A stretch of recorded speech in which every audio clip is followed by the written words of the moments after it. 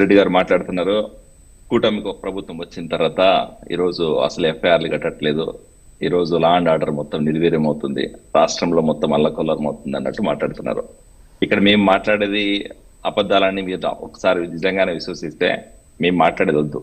గత ప్రభుత్వంలో మీరు అధికారంలో ఉన్న రోజుల్లో ఎమ్మెల్సీ అనంతబాబు మర్డర్ చేసి డోర్ డెలివరీ చేసినప్పుడు ఎందుకు కేసు కట్టలేదు? కేసు కట్టినా ఆయనకి ఎందుకు ఇమీడియట్ గా బెయిల్ వచ్చింది? ఎట్లా ఆయన బయటకు వచ్చి మళ్ళీ ఈరోజు చట్టసభల్లో చలామణి అవుతున్నాడు? దానికి సమాధానం చెప్పాలి. డాక్టర్ సుధాకర్ గారు మాస్క్ అడిగితే ఆ మాస్క్ అడిగిన దానికి ఆయన్ని నడి రోడ్డు మీద అవమానపరిచి, ఆయన ఒక ప్రొఫెషనల్ గా డాక్టర్ జస్ట్ మాస్క్ అడిగిన దానికి ఆయన మీద అవమానం చేసి ఆయన కూడా చనిపోయే విధంగా చేసి, మానసిక పరిస్థితి బాగాలేదని చెప్పి ఆయన మీద కూడా కేసులు కట్టిన పరిస్థితులు, వాళ్ళని కూడా అరెస్ట్ అయిన పరిస్థితులు చూసాం. అలాగే రఘురామకృష్ణరాజు కేసు అవ్వచ్చు, అలాగే అమరావతి రైతుల మీద కొన్ని వేల మంది మీద రోజు మీరు చేసిన దాష్టికం మీద ఎన్ని కేసులు పెట్టచ్చో ఆ కేసులన్నీ కట్టింటే ఈ రోజు క్రైమ్ రిపోర్ట్ ఎంత పైకి వెళ్ళిందో ఒకసారి చూస్తారు.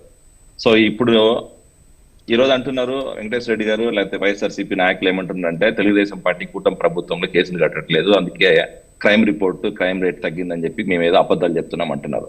మేము చెప్పడం కాదు బ్రదర్.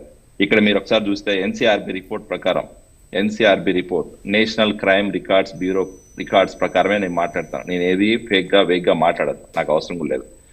నేషనల్ ఎన్సీఆర్బీ రిపోర్ట్ ప్రకారం 2019 నుంచి 2026 వరకు గణాంకాలు తీసుకుంటే 2019లో అధికారం చేపట్టిన నాటికి జగన్మోహన్ రెడ్డి గారు ఫస్ట్ సంవత్సరంలోనే అప్పుడు దాకా 1,00,000 క్రైమ్ రికార్డ్ అవుతుంటే, కేసులు రికార్డ్ అవుతుంటే ఒకేసారి 1,45,751 పోయింది. 278 ప్రతి 1,00,000 మందిలో 278 మంది క్రిమినల్స్ లాగా యాక్ట్ చేశారు.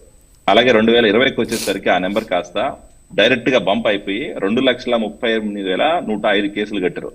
అలాగే 2021 వచ్చేసరికి 2,22,199. అలా ప్రతి సంవత్సరం పెరుగుతా పోయి 2024 వాళ్ళ అధికారం దిగిపోయే రోజుకి క్రైమ్ రేట్ 50%, 60% బంపప్ అయింది.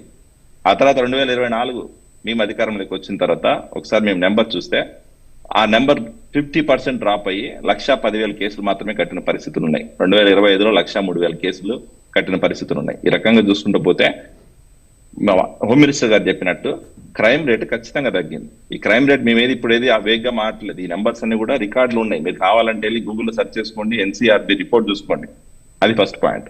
రెండో పాయింట్ ఇక్కడ బ్రదర్, ఈరోజు రాష్ట్ర వ్యాప్తంగా ఏదో అరాచకం జరుగుతుంది, మర్డర్లు జరుగుతున్నాయి, మానభంగాలు జరుగుతున్నాయి, అవినీతి జరుగుతుంది, క్రిమినల్ యాక్టివిటీ జరుగుతున్నాయి అంటున్నారు కదా.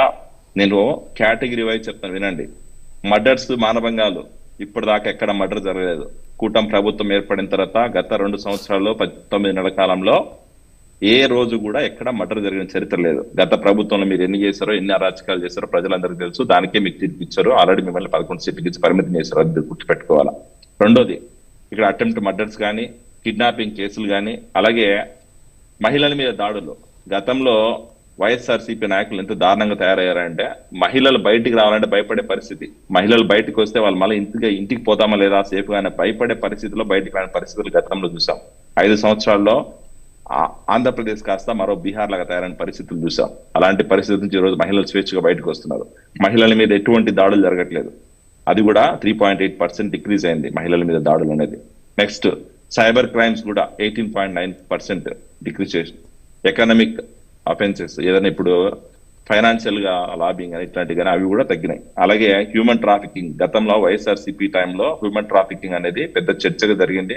రాష్ట్రం నుంచి కొన్ని వేల మంది మహిళల్ని, పిల్లల్ని హ్యూమన్ ట్రాఫికింగ్ చేశారని చెప్పి వైఎస్ఆర్సీపీ నాయకులు చాలా మందికి ఆ విషయం కూడా తెలుసు. దాని గురించి మాట్లాడే వాళ్ళకి చిత్తశుద్ధి రోజు కూడా లేదు. ఇలాగ చెప్పుకుంటూ పోతే ప్రతి దాంట్లో వాళ్ళ క్రైమ్ యాక్టివిటీ అనేది ప్రతి కేటగిరీలో డిక్రీజ్ అయింది. ఆ నెంబర్ బేస్ చేసుకుని ఈరోజు మా